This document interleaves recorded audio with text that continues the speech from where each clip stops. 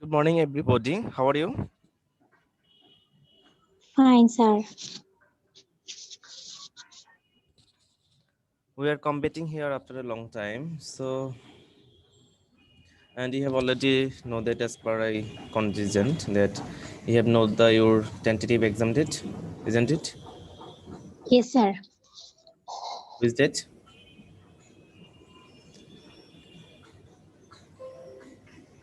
Do you know?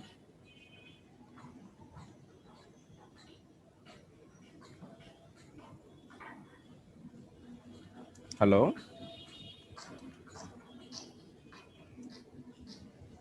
Yes, sir. Do you know which is your tentative exam date? No, sir. No, sir. Okay. Actually, in our last academic committee meeting, we have decided that in the upcoming month, you have to sit in the your midterm exam, and after that you will sit for your final exam. So I think that your exam is knocking at the door, so it is high time to complete our syllabus within this short period of time. And we hopefully, if you attend our class regularly and we continue our classes, we will complete our syllabuses. So without any delay, I would like to continue my classes. First of all, I want to share the screen.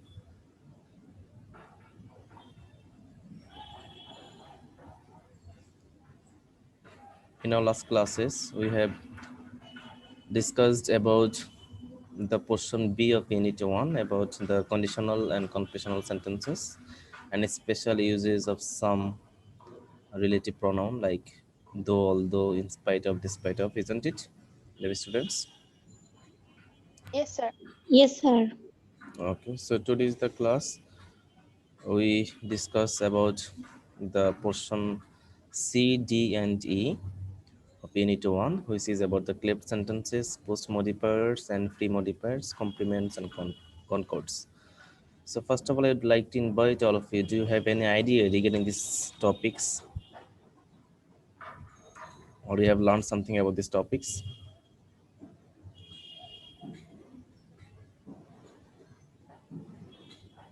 Do you understand what I can say? Yes, sir. We have learned Which topic? portion D, post modifiers and pre modifiers. But clip sentence and complements তো sir আমরা পড়েছিলাম। Okay. Noun pronoun compliments আর হচ্ছে ওখানে post মডিফায়ারটা আমরা পড়েছিলাম sir ইন্টারে। But বাকি দুটো পড়িনি কনকোর্স আর ক্লিপ sentence. Left sentences. Okay, thank you for your sharing. Actually, the grammatical item is common to all of you, but the name of the some part is different in the honors level. So I think left sentence is also known by you in the other form of name, and complements and concords also known by you in other forms of name. So today we have to clarify all of this, as you know. And first of all, I would like to introduce about what is the complete sentence. And first of all, I would seek your apology because I don't prepare any PowerPoint presentations for you for my pressure in other works. So I just deliver my lecture through my lecture method. So you're requested to write down some points what I can say and note down what you can wish to understand yourself in the further. So it is my request you have to concentrate on my today's topic because there is no PowerPoint presentations. I just deliver my lecture throughout my lecture method, and you have to ready your paper and pencil to note down some important parts what you need. So first of all, I would like to introduce what is the cleft sentence in front of you. Actually, cleft sentence is the sentence where we can break down a simple sentence in a various way. For example, when uh, when you learn about the simple sentence, complex sentence, and comparative sentence, what can you do there? You can break a simple sentence in the form of the complex sentence or the compound sentence. Do you understand what I can say, dear students? Sir যেহেতু আপনি কোনো presentation দিচ্ছেন না আমাদের তো শুনে শুনে লিখতে হবে। আপনি যদি আরেকটু স্লোলি বলতেন তাহলে আমরা শুনে লিখতে পারতাম। Okay, you have to be a speed learner, I think, as you are the students of the education and pedagogy. So you have to speed learner, but it is also noticeable to me that I have to speak in a slowly manner. Okay, it doesn't matter. Sir, I Actually, have a question. yeah, sure. So What is what is the Bengali meaning of the cleft sentence? okay? Cleft sentence basically, cleft means to split or to split out a sentence. That means আমি যদি একটু বাংলাতে বলি যে cleft বলতে আমরা সেই ধরনের সেন্টেন্সকে বুঝে থাকি যে সেন্টেন্স দ্বারা আমরা কোনো একটা সেন্টেন্সকে কয়েকটা ফর্মে আমরা ভাগ করতে পারি, অর্থাৎ স্প্লিট আউট। মানে স্প্লিট আউট বলতে যেটা বোঝানো হয়তো ভেঙ্গে একটু বড় করে লেখা, ঠিক আছে, সেটাকে আমরা ক্ল্যাপ সেন্টেন্স বলি। যেটা তোমরা সিম্পল থেকে কম্পাউন্ড বা কমপ্লেক্সে যখন তোমরা নাও তখন সিম্পল সেন্টেন্সটাকে তোমরা ভেঙে বিভিন্নভাবে একটু বড় করে লিখো, ঠিক আছে, সেটাকে আমরা ক্ল্যাপ সেন্টেন্স বলছি। আমি একটু বাংলাতেই বলছি যেহেতু আসলে কোনো রকম মেটেরিয়ালস নাই। তো ক্ল্যাপ স্যার এটা সেন্টেন্স কি তাহলে the changing forms of sentence এরকম কিছু? না, চেঞ্জিং ফর্মটা না, basically cleft sentence means you have to in your in front of you you have a single sentence, you have to break down the sentence in other form by using it clause or by using ws phrases or something like that. তোমরা কি বুঝতে sir পারছো? আমরা জি। জি sir, আমরা যেমন হচ্ছে simple sentence যদি বয়স উল্লেখ থাকতো 25 উল্লেখ থাকলে 25টা না লিখে কমপ্লেক্স লিখতাম এট দি এজ অফ, এরকম টাইপের। এক্স্যাক্টলি, আমি একটা এক্সাম্পল যদি তোমাদেরকে দেই, যেমন এটাকে তাহলে কি আমরা ট্রান্সফরমেশন অফ সেন্টেন্স বলতে পারি? ট্রান্সফরমেশন অফ সেন্টেন্সে যেটা করি, ট্রান্সফরমেশনে তো আমরা নেগেটিভ থেকে অ্যাফার্মেটিভও করি, ট্রান্সফরমেশনে তো আমরা ইন্টারোগেটিভ থেকে ইম্পারেটিভও করি। কিন্তু ক্ল্যাপ সেন্টেন্সটাতে ট্রান্সফরমেশন নেই, এটা হচ্ছে একটা সিম্পল একটা সেন্টেন্সকে একটু বিস্তারিত করে একটু বাড়িয়ে লেখা। যেমন সাপোজ আমি যদি তোমাকে বলি যে সাপোজ তোমার নাম হচ্ছে অভিজিৎ বা ফারিয়া, যে Faria bought an old car last week, এরকম একটা সেন্টেন্স হতে পারে। এখন এটা হচ্ছে একটা সিম্পল সেন্টেন্স, এবং এটাকে আমরা যখন ক্ল্যাপ সেন্টেন্সে নেব তখন এটাকে আমরা এরকম করে লিখতে পারবো যে it was Faria who bought an old car last week. Do you understand what I can say? Yes sir. আচ্ছা, এই যে তারপরে তো সিম্পল থেকে কমপ্লেক্সের মতো আর কি। হ্যাঁ, এরকম এক্স্যাক্টলি। হ্যাঁ, মানে আমি সেটাই বলছিলাম যে তোমরা যখন ট্রান্সফরমেশনটা বলছিলা, ট্রান্সফরমেশন তো মানে এনি ফর্ম হতে পারে, যে কোনো নেগেটিভ থেকে আবার অ্যাফার্মেটিভ অথবা ইন্টারোগেটিভ থেকে অ্যাসারেটিভ, যে কোনো ফর্মে, অথবা সিম্পল থেকে কমপ্লেক্স। কিন্তু ক্ল্যাপ সেন্টেন্সটা হচ্ছে একটা সিম্পল সেন্টেন্স থাকবে, সেটাকে বাড়িয়ে তোমরা একটু মানে স্প্লিট, এটা ভেঙে একটু বড় করে লিখবে আর কি, সেটাকে আমরা ক্ল্যাপ সেন্টেন্স বলছি। Do you understand? Yes sir. আচ্ছা, তারপরে এখন ক্ল্যাপ সেন্টেন্সের ক্ষেত্রে যে বিষয়টা হয়ে থাকে সেটা ক্ল্যাপ স্যার এই সেন্টেন্স। ক্ষেত্রে হ্যাঁ, বলো নাইম। স্যার বলছি যে এইচের ক্ষেত্রে কি স্যার কমপ্লেক্স বা কম্পাউন্ড দুইটাই হইতে পারবে না কোনো রুলস আছে আচ্ছা, সেটাই একটু বড় করার ক্ষেত্রে? সেটাই আমি বলছি। এটা তোমাদেরকে বলে দেওয়া হবে পরীক্ষাতে যে তোমরা কোন ফর্মটা ইউজ করে তোমরা এটাকে ক্ল্যাপ্ট করবা, মানে ভেঙে ফেলবা বা একটু বড় করে লিখবা। সেই ক্ষেত্রে বেসিক্যালি ক্ল্যাপ সেন্টেন্সের ক্ষেত্রে দুইটা টাইপ আছে, একটা হচ্ছে ইট টাইপ আর একটা হচ্ছে ডব্লিউএস টাইপ। এখন ইট টাইপটা কি, যেটা একটু আগে আমি বলেছি যে সরি, যেটা আমি এটাকে বলেছি, যেমন তোমাদেরকে যেমন ফারিয়া বচ এ কার, সেটাকে আমরা দিলাম যে it was A Faria who bought a car in the last week. তো আমরা এখানে ইট ইউজ করে যখন এটা করছি সেটাকে আমরা ইট ক্ল্যাপ সেন্টেন্সটা বলছি। আর যখন আমরা ডব্লিউএস তো তোমরা বুঝো, হু, হোয়াট, হাউ, হ্যাঁ, এগুলা ব্যবহার করে আমরা যখন করব তখন সেটাকে আমরা কি কি বলবো, তখন সেটাকে আমরা ডব্লিউএস ওয়ার্ডের কমপ্লিমেন্ট সেন্টেন্স বলবো। তোমরা কি বুঝতে পারছো? জি স্যার। আচ্ছা, তাহলে একটু আমরা কিছু এক্সাম্পলে যাই প্রথমে। যেমন একটা এক্সাম্পল আমি যদি তোমাদেরকে বলি, ইটের এক্সাম্পল তো বলেছি। এখন যে ডব্লিউএস টাইপ, যেটা মানে ক্ল্যাপ সেন্টেন্সটা দুই ধরনের, একটা হচ্ছে ইট টাইপ আর একটা হচ্ছে ডব্লিউএস টাইপ। এখন ডব্লিউএস টাইপের যেমন যেটা একটু আগে বলেছিলাম, মানে একটা এক্সাম্পল দিয়ে বোঝানোর চেষ্টা করি, যেটা বলেছিলাম যে Faria bought an old car last week. এটাকে যদি তোমরা একটা সিম্পল সেন্টেন্স ধরো বা একটা সিঙ্গেল ক্লোজের সেন্টেন্স ধরো, একটু লিখে রাখো সবাই। এক্সাম্পলটা একটু লিখো যে Faria bought an old car last week. লিখেছ? জি স্যার লিখেছি। আচ্ছা, এটাকে যদি আমরা ইট টাইপে নেই, ইট টাইপ অর্থাৎ ইট দিয়ে যদি এটাকে আমরা এক্সপ্লিট বা বড় করতে চাই, তাহলে এটা এরকম হতে পারে, দুই ধরনের হতে পারে।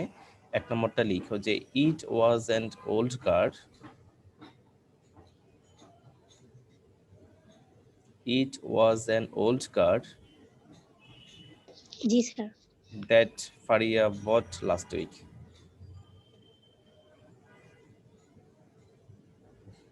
It was an old car that Faria bought last week. G sir. আবার আমরা লিখতে পারি it was Faria who bought an old car last week.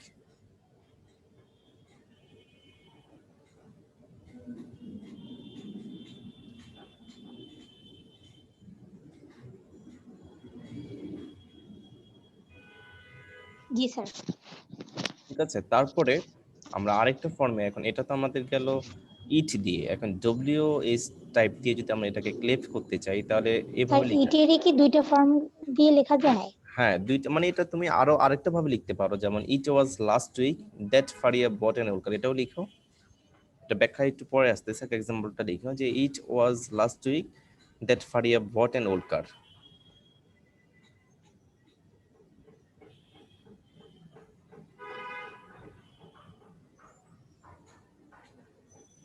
লিখেছো তোমরা?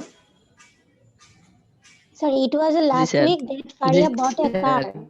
ইয়া এক্স্যাক্টলি, এটা হচ্ছে ইট দিয়ে আমরা বিভিন্নভাবে লিখতে পারি, অর্থাৎ মূল বিষয়টা হচ্ছে আমরা প্রথম যেটা ডিভাইড করেছি যে it was an old car that Faria bought last week, এখানে তোমরা দেখো আমাদের, ওল্ড কার। হ্যাঁ আমাদের যে মূল সেন্টেন্সটা ছিল যে Faria bought an old car last week, সেখানে যে জিনিসটা ছিল ওল্ড, সেটা ছিল আমাদের অবজেক্ট। তো আমরা যখন ইট দিয়ে ক্ল্যাপ করেছি তখন আমরা অবজেক্টটাকে ফোকাস করে, মানে অবজেক্টটাকে সামনে নিয়ে এসে আমরা সেটাকে ক্ল্যাপ করেছি। এটা ছিল আমাদের প্রথম এক্সাম্পল। পরের এক্সাম্পল যেটা ছিল it was Faria who bought an old car last week, এখানে আমরা যে সাবজেক্টটা ছিল সাবজেক্ট যেটা ছিল ফারিয়া, সে ফারিয়াকে ফোকাস করে আমরা সেটাকে ক্ল্যাপ করেছি। তার মানে ক্ল্যাপ আমরা যখন করব তখন হয় আমরা অবজেক্টকে সামনে নিয়ে এসে সেটাকে আমরা ক্ল্যাপ করতে পারবো, অথবা সাবজেক্টকে নিয়ে এসে আমরা সেটাকে ক্ল্যাপ করতে পারবো। এটা দুইটা এক্সাম্পল গেল। লাস্টের যে এক্সাম্পলটা ছিল it was last week that Faria bought an old car, এই 3 নম্বর যে এক্সাম্পলটা, সেখানে তোমরা দেখতে পাচ্ছ যে এখানে লাস্ট উইকটা এখানে অ্যাডভার্ব বা অ্যাডভার্বিয়াল ফ্রেজ বা ক্লোজ আমরা যেটা বলি, তো আমরা এখানে অ্যাডভার্বিয়াল ফ্রেজটাকেও ফোকাস করে আমরা কিন্তু ইট করতে পারি, মানে ক্লেপ করতে পারি।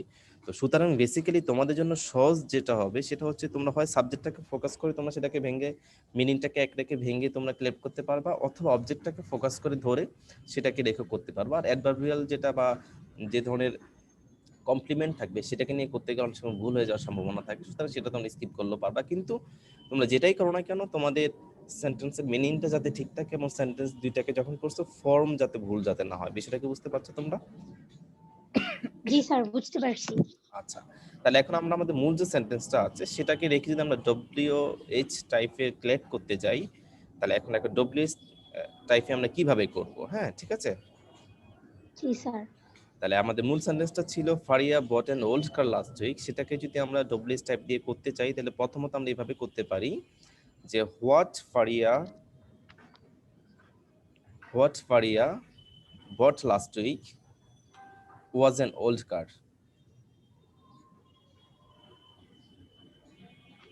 জি স্যার। ঠিক আছে, তাহলে এখানে দেখো, এখানে আমরা মানে ও যে ফারিয়া যেটা কিনেছে, স্যার এটার শেষে কি আমরা কোয়েশ্চেন মার্ক দিব হোয়াট এই সেন্টেন্সটা জন, শেষে? হ্যাঁ কোশ্চেন মার্ক দিবা। Okay sir.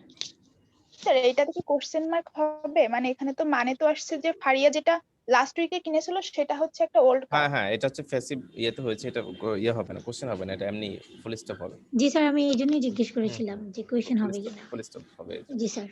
তাহলে what Faria bought last week was an old car, এইভাবে তোমরা সেটাকে ডব্লিউএস ফরম্যাটে নিয়ে তোমরা সেটা করতে পারবা। এই হচ্ছে আমাদের মানে মূল যে বেসিক রুলসটা, সেটা এইভাবে করতে হয় আর কি।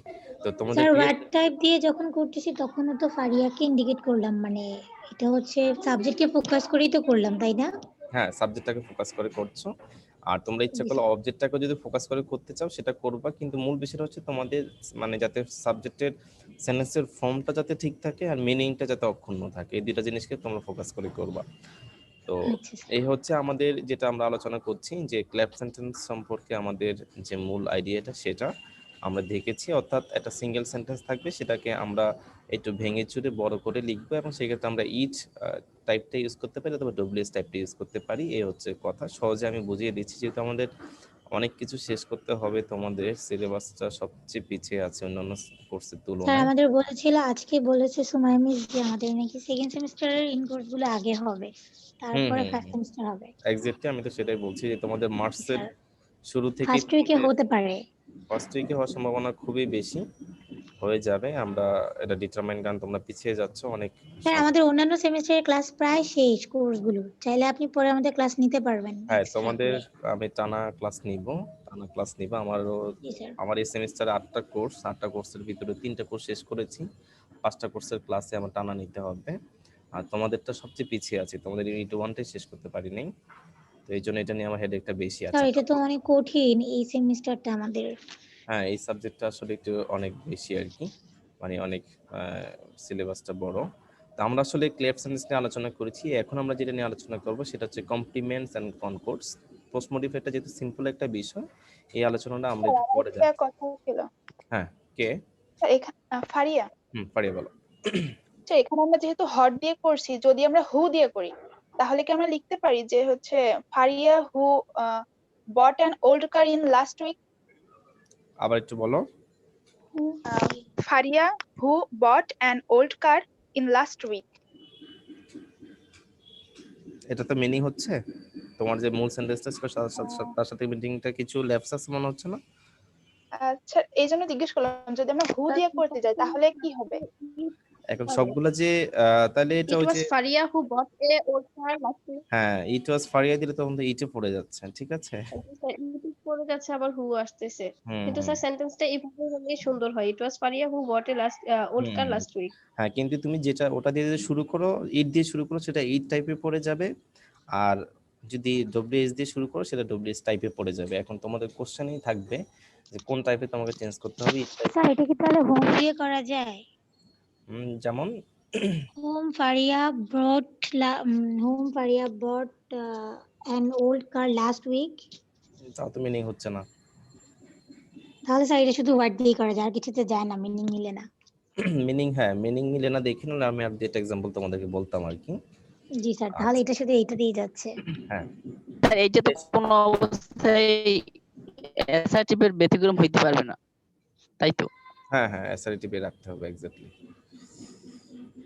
মিনিংটা যদি তুমি ইন্টারোগেটিভে করতে যাও তাহলে মিনিং চেঞ্জ হয়ে যাবে, আর মিনিংটা চেঞ্জ করা যাবে না, মিনিংটা অক্ষুণ্ণ রাখতে হবে। হ্যাঁ, জি স্যার। জি আচ্ছা, স্যার।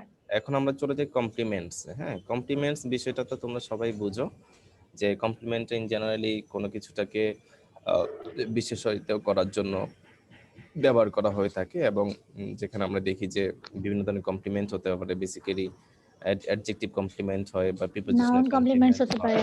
হয়, তারপর ক্লজ কমপ্লিমেন্টস হয়। ক্লজ কমপ্লিমেন্টস এর ভিতরে যে জিনিসটা হয় নাউন, ফ্রেজ বা অ্যাডজেক্টিভ বা নমিনাল ক্লজ, এগুলো চলে আসে। তো কমপ্লিমেন্টস এর বিষয়টা একটা এক্সাম্পল যদি তোমাদেরকে দেই, যেমন আমরা নর্মালি কি লিখি, যেমন রনি ইজ ক্যাপাবল, সে হচ্ছে একটা ক্যাপাবল। এখানে এই যে ক্যাপাবল যেটা, এটা হচ্ছে একটা কমপ্লিমেন্টস, এবং এই কমপ্লিমেন্টসটা হচ্ছে অ্যাডজেক্টিভ কমপ্লিমেন্টস। আবার আমরা যদি এরকম বলি যে রনি ইজ এ ক্যাপাবল বয়, তখন সেটা হয়ে যাচ্ছে নাউন ফ্রেজ, অর্থাৎ যেহেতু এখানে না মানে রনিটাকেই এখানে মডিফাই করা হচ্ছে, তো এটাকে আমরা নাউন ফ্রেজ হিসাবে দেখছি। তো কমপ্লিমেন্টের ভিতরে আমাদের টোটাল যে ক্যাটাগরি আমরা যদি করতে চাই অ্যাকর্ডিং টু সেভারটিক, উনি কমপ্লিমেন্টের 4টা ধরনের কথা বলেছেন। একটা হচ্ছে ক্লজ কমপ্লিমেন্টস, একটু লিখে নিতে পারো। একটা হচ্ছে স্যার অ্যাকর্ডিং টু সেভারটিক, স্যার স্পেলিংটা। SVARTRICK। জি স্যার। তার মধ্যে কমপ্লিমেন্টটা বেসিক্যালি 3 ধরনের, সরি। একটা হচ্ছে ক্লজ কমপ্লিমেন্টস, ক্লজ জি CLA sir, clause. USE, clause complements. তারপর হচ্ছে অ্যাডজেক্টিভ কমপ্লিমেন্টস, তারপরে হচ্ছে প্রিপোজিশনাল কমপ্লিমেন্ট। জি স্যার। এখন আমরা যেটা ক্লজ কমপ্লিমেন্টস এর কথা বলছি, ক্লজটা তো তোমরা বোঝো যে ক্লজ কাকে বলে, বলো তো, কে বলতে পারবা? স্যার ক্লজ হচ্ছে এমন একটা সেন্টেন্স যেটা একটা সাবজেক্ট আর একটা ভার্ব থাকবে ক্লজের মধ্যে। একটা ফুল সেন্টেন্স যেখানে সাবজেক্ট এবং ভার্ব জি থাকবে, স্যার। সেটাকে আমরা ক্লজ বলছি। এখন ক্লজ যেটা আমরা একটু আগে বলেছি যে রনি ইজ ক্যাপাবল, এটা একটা ক্লজ কমপ্লিমেন্টস এর এক্সাম্পল। আর ক্লজ কমপ্লিমেন্টস এর ভিতরে তিন ধরনের ফ্রেজ বা তিন ধরনের কমপ্লিমেন্টস ইউজ হতে পারে। এটা হচ্ছে নাউন কমপ্লিমেন্ট হতে পারে, তবে অ্যাডজেক্টিভ কমপ্লিমেন্ট হতে পারে, অথবা নমিনাল কমপ্লিমেন্ট হতে পারে। ঠিক আছে, জি স্যার। এখন নাউন কমপ্লিমেন্টটা যেটা বা নাউন ফ্রেজের কমপ্লিমেন্ট যেটা, সেটা আমরা বলছি যে যেমন রনি ইজ এ ক্যাপাবল বয়, এটা একটা এক্সাম্পল হচ্ছে আমাদের নাউন কমপ্লিমেন্ট অথবা নাউন ফ্রেজের কমপ্লিমেন্টের। আর প্রথমে যেটা বলেছিলাম রনি ইজ ক্যাপাবল, সেটা হবে অ্যাডজেক্টিভ কমপ্লিমেন্টের এক্সাম্পল। আর নমিনাল ক্লজ যেটা, সেটা একটু একটু ভিন্ন আছে, সেই জিনিসটা আমরা যদি একটু আলোচনা করি, একটু পরে আলোচনা করব, কারণ এটার সাথে আর একটু সঙ্গতিপূর্ণ আরো কয়েকটা বিষয় আছে, সেগুলো সম্পর্কে একটু আলোকপাত করে নিই।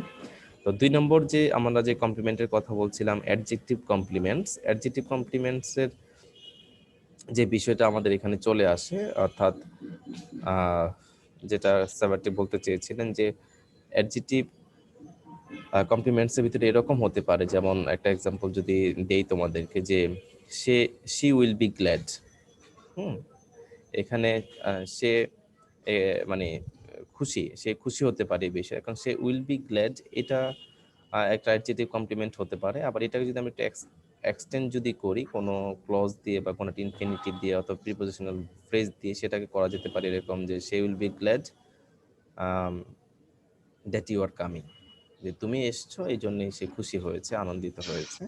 তো এখানে বেসিক্যালি কমপ্লিমেন্ট সেটাকে বোঝানো হচ্ছে, যেটা আমরা এখানে গ্ল্যাডটাকে আরেকটু বিশেষায়িত করার জন্য দ্যাট ইউ আর কামিং, এটাকে আরেকটু বিশেষণ অতিশায়ন যেটা বলি, সেটা এখানে আমরা দ্যাট ক্লোজ ইউজ করে করতে পারি। তারপর আমরা এটা বলতে পারি যে আবার যদি আমরা এরকম করে বলি যে she will be glad to hear the good news, অর্থাৎ সে খুশির সংবাদটা শুনে এখানে এসেছে, বা সে এই খুশি মানে ভালো নিউজটা শুনে সে খুশি হয়েছে।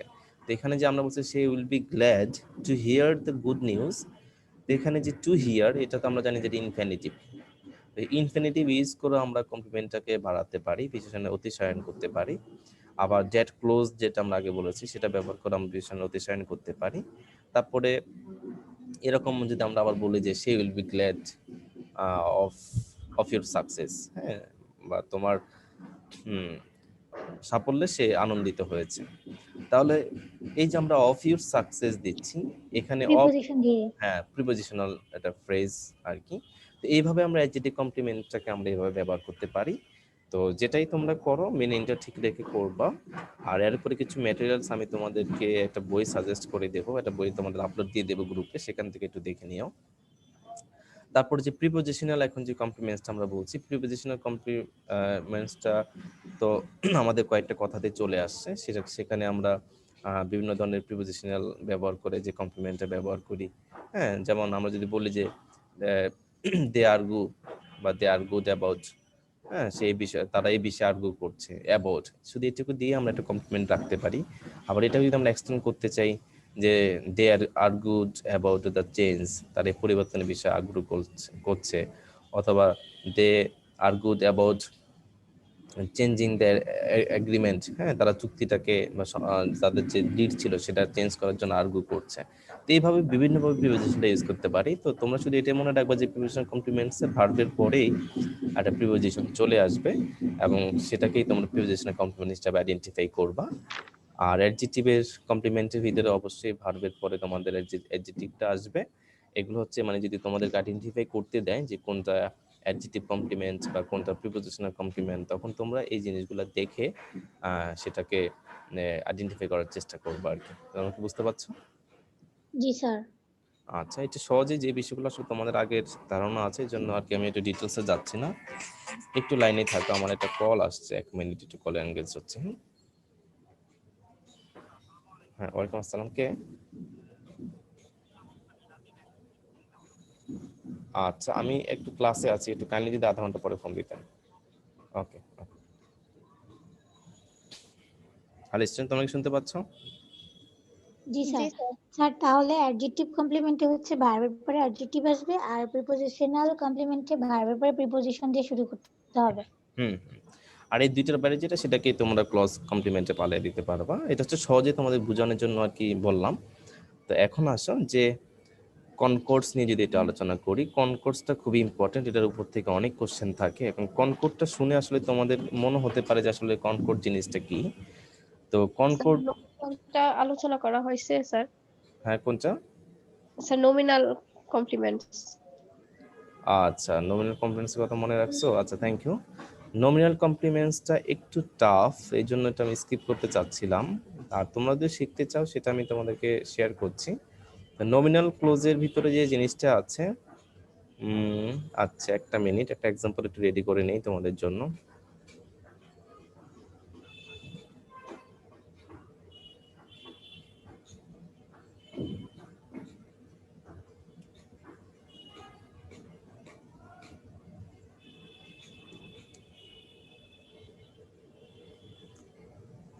আচ্ছা, যেমন নমিনাল কমপ্লিমেন্ট এরকম হতে পারে যে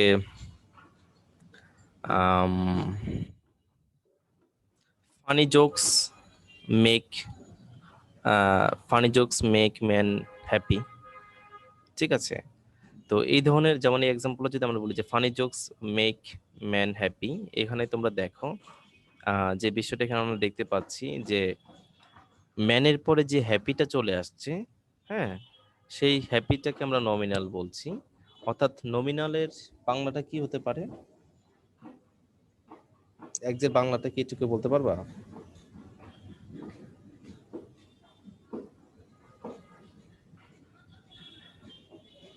স্টুডেন্ট শুনতে পাচ্ছ? জি স্যার, শুনতে পাচ্ছি।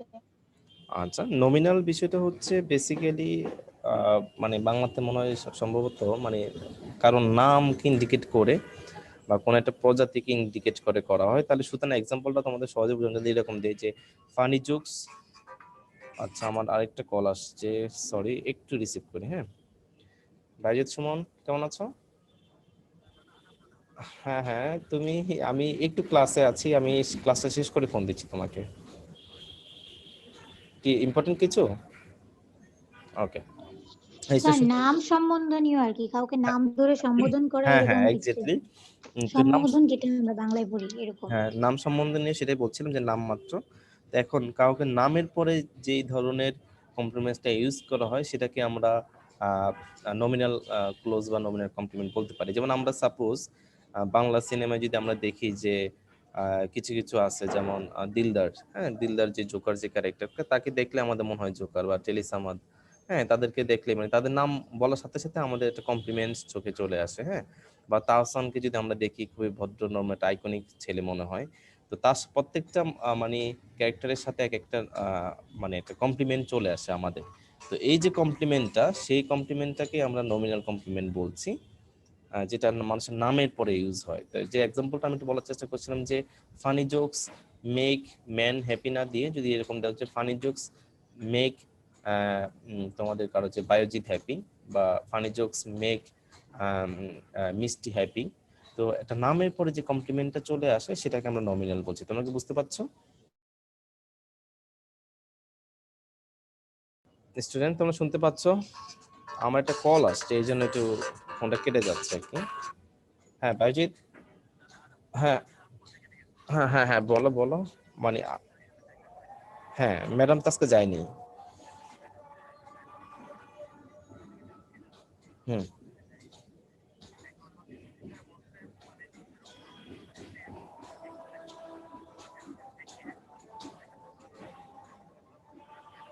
রিজি জয়েন করবে, ওয়েট কর। আচ্ছা স্টুডেন্ট, শুনতে পাচ্ছ আমাকে? ইয়েস স্যার, আই জি ক্যান হিয়ার স্যার। ইউ। তো বেসিক্যালি যেটা আচ্ছা, হচ্ছে, আমরা যেটা কথা বলছিলাম যে নমিনাল ক্লোজটা, তোমরা কি বুঝতে পারছো নমিনাল ক্লোজটা কি? হ্যাঁ, বুঝতে পেরেছো নমিনাল ক্লোজটা? জি স্যার, বুঝতে পেরেছি।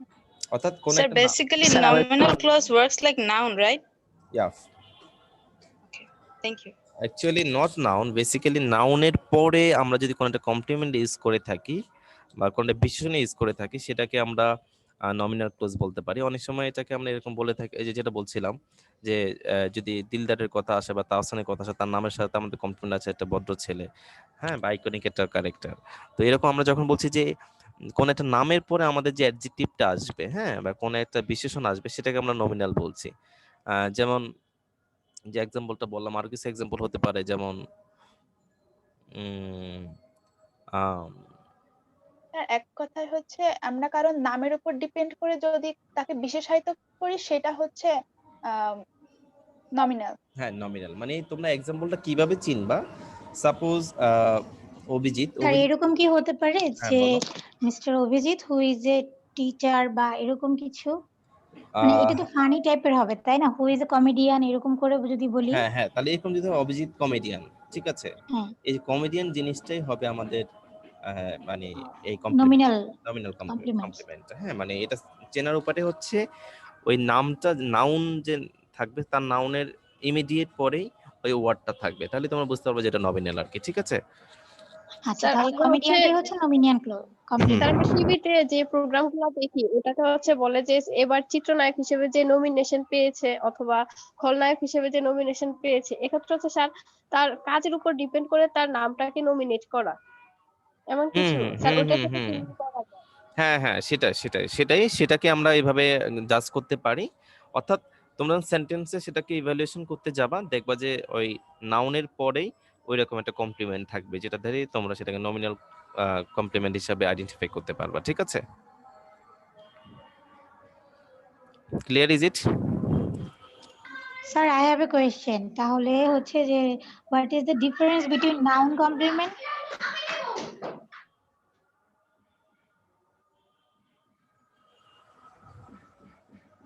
প্লিজ আবার একটু বলো।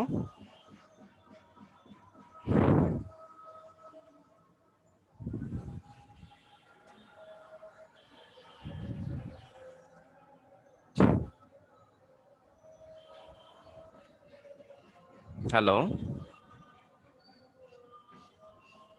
আমাকে শুনতে পাচ্ছ তোমরা? স্টুডেন্টস আমাকে শুনতে পাচ্ছ? জি স্যার, শুনতে পাচ্ছি। আচ্ছা, তাহলে আমরা কি নেক্সট টপিকে যাব?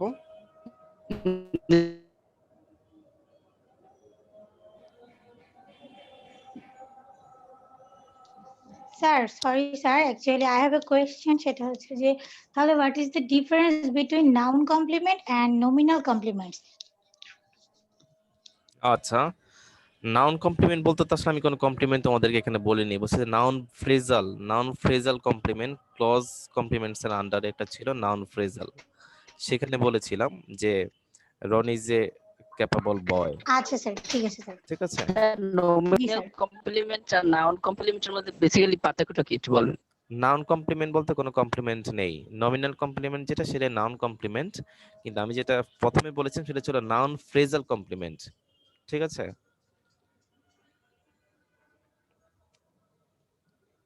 বুঝতে পেরেছো? একটা কোশ্চেন ছিল। আচ্ছা, আরেকটা বিষয় তোমাদেরকে বলি, আমি দেখছি যে আমার মানে মোবাইল ডাটা দিয়ে ক্লাস নিচ্ছি, তো আমার 154 MB আছে। আমি জানি না ক্লাসটা কতক্ষণ পর্যন্ত কন্টিনিউ করতে পারবো, ডাটা শেষ হয়ে গেলে হয়তো বা ডিসকানেক্ট হয়ে যাবে। যদি ডিসকানেক্ট হয়ে যায় তোমরা ভাববো যে ক্লাস শেষ হয়ে গেছে, ঠিক আছে। যতক্ষণ পর্যন্ত ডিসকানেক্ট হয় আমি ক্লাসটা কন্টিনিউ করছি, ঠিক আছে। Okay, sir.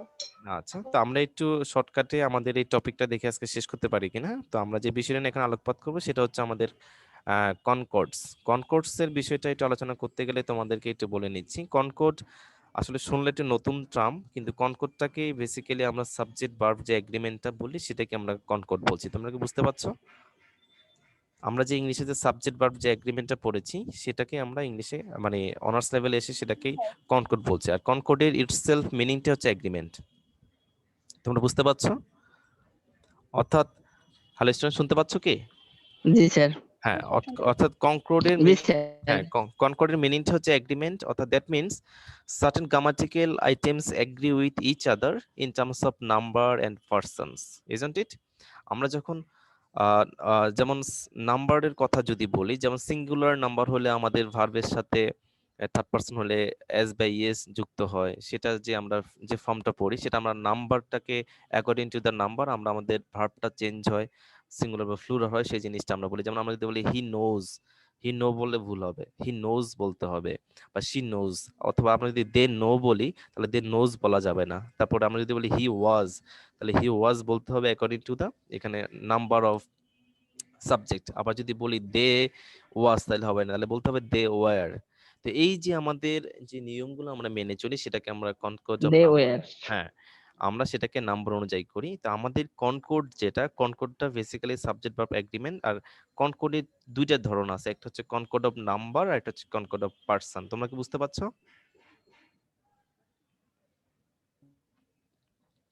স্টুডেন্টস? জি স্যার। জি স্যার। এখন জি স্যার। যে দুইটা টাইপস আছে, একটা হচ্ছে কনকর্ড অফ নাম্বার, একটা হচ্ছে কনকর্ড অফ পার্সন। এখন কনকর্ড অফ নাম্বার কোনটা সেটা যদি তোমাদেরকে একটু বলি, যে এটাকে যেটা বলার চেষ্টা করছি, যে subject followed a subject followed a verb followed by a subject in terms of the numbers of the subject। যেমন একটু আগে যেটা বলেছি, যে আমরা যে সাবজেক্টটা আছে সেই সাবজেক্টটা যদি সিঙ্গুলার হয় তাহলে আমাদের ভার্বটাও সিঙ্গুলার হবে, সাবজেক্টটা প্লুরাল হলে আমাদের ভার্বটাও প্লুরাল হবে। এই যে নিয়মটা আমরা পড়ি সেটাকে আমরা কনকর্ড অফ নাম্বার বলছি, যেটা একটু আগে বলেছি, দে ওয়ার, হি ওয়াজ, বা রনি ওয়াজ, দে আর, হ্যাঁ।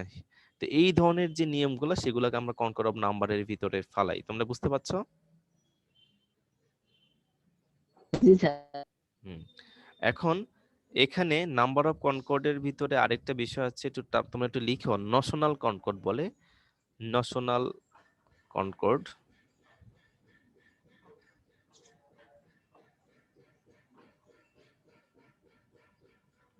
স্টুডেন্টস লিখেছো?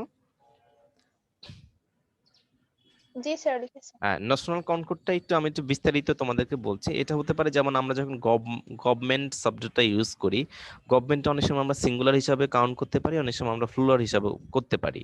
যেমন একটা এক্সাম্পল যদি দেই, the government have broken all their promises. ঠিক আছে, যে তারা তাদের সব ধরনের প্রমিসটাকে ব্রেক করেছে। আবার আমরা যদি এটাকে আমরা প্লুরাল হিসাবে নিচ্ছি, আবার আমরা যদি সিঙ্গুলার হিসাবে নিই, তাহলে এভাবে বলতে পারি, the government has broken all it's promises. তো আমরা গভর্নমেন্টের পরে যে সাবজেক্ট, যে ভার্বটি ইউজ করছি সে অনুযায়ী আমাদের পরবর্তী যে প্রোনাউনটা ব্যবহার করছি সেটাকে আমরা এই সাবজেক্ট ভার্ব এগ্রিমেন্ট অনুযায়ী করছি, সেটাকে আমরা নশনাল কনকর্ড বলছি। অর্থাৎ কিছু কিছু ওয়ার্ড আছে যেটা আমরা প্লুরালও ইউজ করতে পারি, যেটা আমরা সিঙ্গুলারও ইউজ করতে পারি। তো আমরা যদি প্রথমে ভার্বটা সিঙ্গুলার নেই, তাহলে পরবর্তীটা অবশ্যই সেই সিঙ্গুলারের ধারাবাহিকতা রক্ষা করতে হবে। আর যদি সেটাকে প্লুরাল নেই, তাহলে পরবর্তীতে প্লুরাল ধারাবাহিকতা রক্ষা করতে হবে। তোমরা কি বুঝতে পারছো? জি জি স্যার। এই আচ্ছা, ওয়ার্ডগুলোর পরে যদি ভার্ব সিঙ্গুলার হয় তাহলে পরের ক্ষেত্রে সিঙ্গুলার ইউজ করব। হ্যাঁ এক্স্যাক্টলি, এটা তোমরা সবাই জানো। তোমাদেরকে এই জন্য আমি সাজেস্ট করব, তোমরা এই যে সাবজেক্ট এগ্রিমেন্টের উপরে তোমাদের ইন্টারমিডিয়েটের যেসব গ্রামাটিক্যাল বই, চৌধুরী হোসেন স্যারের, হ্যাঁ, এই ধরনের বই যদি একটু ফলো করো, তাহলে গ্রামাটিক্যাল সবগুলা রুলস তোমরা দেখলেই হবে। ওই রুলস থেকে তোমাদের এমসিকিউ টাইপসের কোশ্চেন থাকবে আর কি। ঠিক আছে? তো এই ন্যাশনাল ইয়েটা জি স্যার। একটু জটিল ছিল, এই জন্যই তোমাদেরকে বলে দিলাম। এখন আসো, যে আমরা যেটা বলছিলাম, যে কনকর্ড অফ নাম্বারের কথা বলেছেন, কনকর্ড আরেকটা কি যেন টাইপস বলেছিলাম, sir, person. Concord of concord of, person. হ্যাঁ কনকর্ড অফ, হ্যাঁ পার্সন। এখন কনকর্ড অফ পার্সেন্ট এরকম হয়, যেমন একেবারে সিম্পলি তোমাদেরকে বুঝাই। আমি যদি আই ইউজ করি, আই এর সাথে অবশ্যই আই এম ইউজ করতে হবে, ভার্বটা সেভাবে হবে। আমি যদি হি ইউজ করি বা সি ইউজ করি, হি ইজ হবে। আমরা যদি দে ইউজ করি, দে আর বা দে ওয়ার হবে। তো এই যে আমাদের সাবজেক্টটা, অর্থাৎ পার্সন অনুযায়ী যে আমাদের ভার্বটা এগ্রি করছে, বা আমাদের পরবর্তী যে ধারাবাহিকতা আছে সেটা আমাদের সাবজেক্ট অনুযায়ী মেনটেন করতে হচ্ছে, সেটাকে আমরা কনকর্ড অফ পার্সন বলছি। অর্থাৎ পার্সন অনুযায়ী আমাদের যে ভার্বের যে বিষয়টা সেটা যে চেঞ্জ হয়, সেটাকে আমরা কনকর্ড অফ পার্সন বলছি আর কি। তোমরা বুঝতে পারছো? ঠিক আছে, তো এটা হচ্ছে আমাদের তো মূল আইডিয়া দিলাম তোমাদেরকে। তোমরা এই সংক্রান্ত বেশ কিছু রুলস আছে সাবজেক্ট ভার্ব এগ্রিমেন্টের, যেটা তোমরা সৌদি হোসেনের বা যে কোনো একটা ভালো জি স্যার। প্রেসক্রাইবড বই থেকে তোমরা এই ধরনের রুলস গুলো দেখে নিবা। তোমাদের পরীক্ষাতে হয়তো বা এরকম রুলস ভিত্তিক যে এক্সাম্পল গুলো আছে সেগুলো তোমাদের কাছ থেকে জানা হবে আর কি। ঠিক আছে, সেগুলোকে তোমাদের চেঞ্জ করতে দেওয়া হতে পারে। ঠিক আছে, বুঝতে পেরেছো? জি স্যার। আচ্ছা, এখন আমরা আমাদের লাস্ট টপিক, যে পোস্ট মডিফায়ার্স আর ফ্রি। সাবজেক্ট ভার্ব এগ্রিমেন্ট, হ্যাঁ বলো বলো। সাবজেক্ট ভার্ব এগ্রিমেন্ট থেকে কি ওই যে গ্যাপ টাইপের কোশ্চেন আসবে? যে কোনো টাইপসের হতে পারে, তোমরা রুলস গুলো দেখে নিও, যেটাই আসুক তোমরা যাতে দিতে পারো আর কি। গ্যাপস থাকতে পারে। স্যার হুম। এখন আসো, যে আমরা এই যে জিনিসটা একটু দেখবো, সেটা হচ্ছে পোস্ট মডিফায়ার্স আর প্রি মডিফায়ার্স। তো যেহেতু তোমরা আসলে এই বিষয়গুলো সম্পর্কে তোমরা জানাশোনা আছে, আমি জাস্ট একটু বেসিক আইডিয়াটা তোমাদেরকে দিচ্ছি। যেমন প্রি মডিফায়ার্স এর কথা যদি বলি, আচ্ছা তোমরা কি জানো আগে তোমাদের কাছ থেকে একটু শুনি। কি একজন একটু কাইন্ডলি একটু এক লাইনে ব্রিফ করতে পারবা? স্যার, প্রি মডিফায়ার হচ্ছে নাউন আর অ্যাডজেক্টিভ দিয়ে প্রি মডিফায়ার করা যায়। তারপর পোস্ট মডিফায়ারের জন্য আবার আলাদা কিছু ইয়ে থাকে আর কি, মানে অ্যাডভার্ব বা ক্লজ এরকম কিছু, যেগুলো মানে কিছু আলাদা আলাদা আইটেম থাকে যারা পোস্ট মানে আগে মডিফাই করে বসে, সেন্টেন্সের আগে বসে মডিফাই করে, আর কিছু হচ্ছে সেন্টেন্সের পরে বসে মডিফাই করে। আচ্ছা, এক্স্যাক্টলি সেটাই পোস্ট মডিফায়ারটা, যেটা পোস্ট মডিফায়ার যেটা হচ্ছে সেটা হচ্ছে পরবর্তীতে বসে আমাদেরকে মডিফাই করে, আর প্রি মডিফায়ার যেটা হচ্ছে সেটা হচ্ছে পূর্বে বসে। আজকে এত কল আসতেছে কেন আমার? আচ্ছা, শুনতে পাচ্ছ?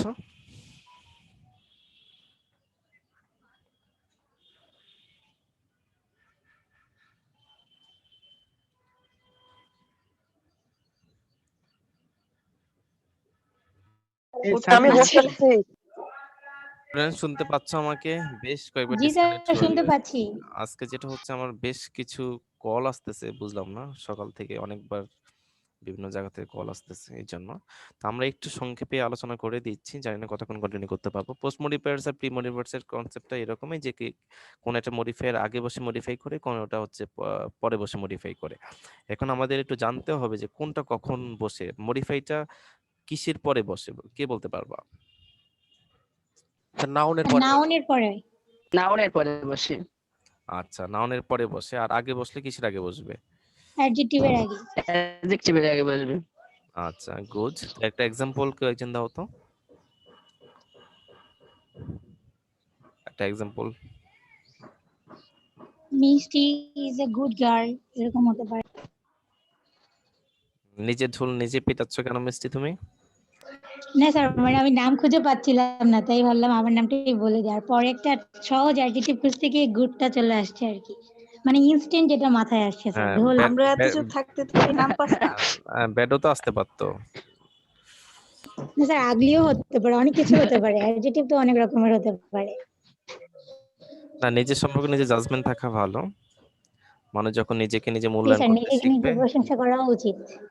যখন মানুষ নিজেকে নিজে সঠিকভাবে মূল্যায়ন করতে পারবে, তখন আর কারোর পাম পট্টিতে ফুলে যাবে না, নিজের ভুল ত্রুটি সে নিজেই ধরতে পারবে আর কি।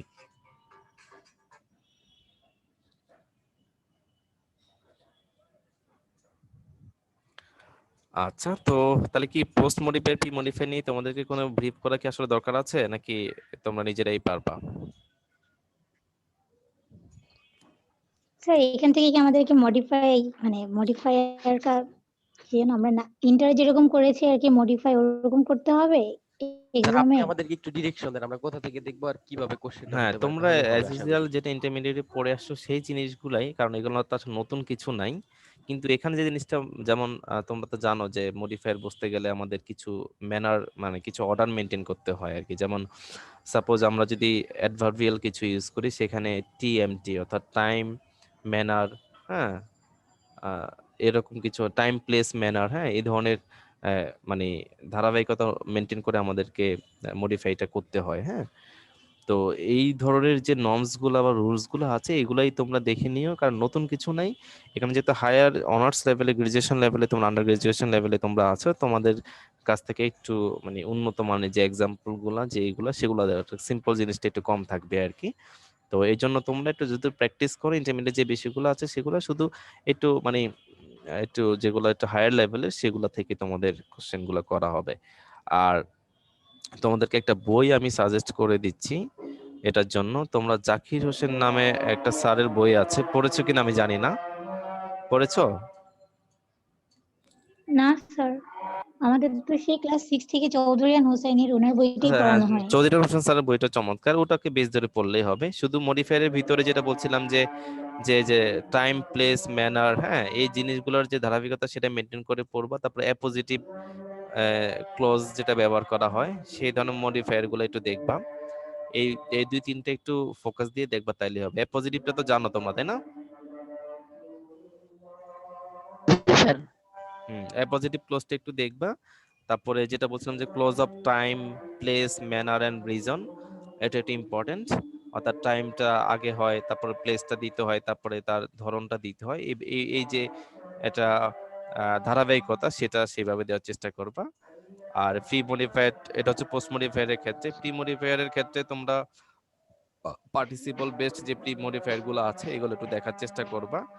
আর কম্পাউন্ড কিছু মডিফায়ার আছে, যেমন কম্পাউন্ড যেটা বলছিলাম যে আইস কোল্ড ওয়াটার, হ্যাঁ ওয়াটারটা কি আইসি কোল্ড, হ্যাঁ এই ধরনের, অথবা এ ফার্স্ট ক্লাস পারফরমেন্স, শুধু মানে ফার্স্ট পারফরমেন্স না, আমাদের ফার্স্ট ক্লাস পারফরমেন্স মানে যৌগিক শব্দ দিয়ে যে প্রি মডিফায়ার গুলা হয়, এই ধরনের প্রি মডিফায়ার গুলা দিয়ে আর কি তোমরা করবা, অথবা একের অধিক শব্দ দিয়ে যে ধরনের প্রি মডিফায়ার গুলা সেগুলোর প্রতি একটু যোগ দিবা, যেমন দ্য টাউন হল ক্লক অথবা a ready to wear suit, হ্যাঁ এই ধরনের কম্পাউন্ড বা consisting of more than one word যে ফ্রি মডিফায়ার গুলো রয়েছে এগুলোর উপর একটু জোর দিয়ে তোমরা প্র্যাকটিস করবা, তারপর তাহলেই পরে তোমরা ভালো করতে পারবা। আমার কথাগুলো বুঝতে পারছো? জি স্যার। জি স্যার, বুঝতে পেরেছি। তাহলে এই বিষয়গুলোই হচ্ছে আমাদের ইউনিট 1 এর উপরে যে ধরনের টপিক গুলো ছিল সেটা নিয়ে তোমাদের আলোকপাত করেছি। তোমাদের কারো কাছে স্যার কি? আপনি একটা বইয়ের নাম বলতে নিছিলেন, জাকির হোসেন স্যারের। হ্যাঁ, জাকির হোসেন স্যারের একটা বই আছে যেখানে আর কি এই বিষয়গুলো একটু আরো মানে বাংলা করে অনুবাদ করে দেওয়া আছে। আমরা ইন্টারমিডিয়েট লেভেলে থাকতে বইটা পড়তাম। এই কি যেন বইটার নামটা আমি ভুলে গেছি, মানে আমি নিজে এই বইটা একটু ফলো করতাম এই সোডেন হোসেনের পাশাপাশি, বইটা এখন আমার খেয়াল নাই। জাকির হোসেন স্যারের একটা গ্রামাটিক্যাল বই আছে আর কি। তোমরা কে পড়েছো এই বইটা?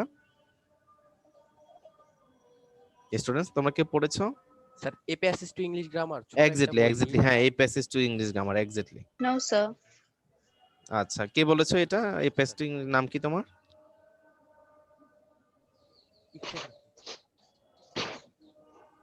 ইফতেখার।